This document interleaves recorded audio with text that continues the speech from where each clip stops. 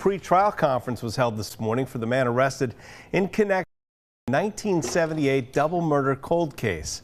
22 News reporter Claire Overton is live in studio with what happened in court this morning. Rich, there was a brief pre-trial conference at the Springfield District Court this morning for that man, Timothy Scott Joley, who was arrested back in October 2024. Joley was not in attendance this morning, although his defense attorney and the prosecutor were able to agree upon 2 more upcoming court dates. The first being next week for a motion for mandatory discovery, which will examine the evidence being that fingerprint match.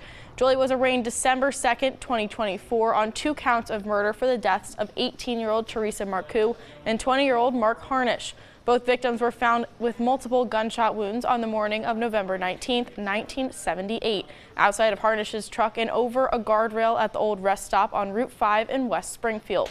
Police found a partial fingerprint in what they believe to be blood on the passenger vent window, and despite running it through the criminal database and manually checking it against over 70,000 fingerprints, no match was found. In October of 2024, an anonymous individual contacted the Hampden County District Attorney's Office and gave them the name Timothy Joley. At the time, he was living in Clearwater, Florida. He had applied for a taxicab license in Springfield in the year 2000, so his fingerprints were on file but in a different database. With his name, investigators were able to match his print to the one they found back in 1978 and arrested Joley. He is being held without the right to bail since his arraignment.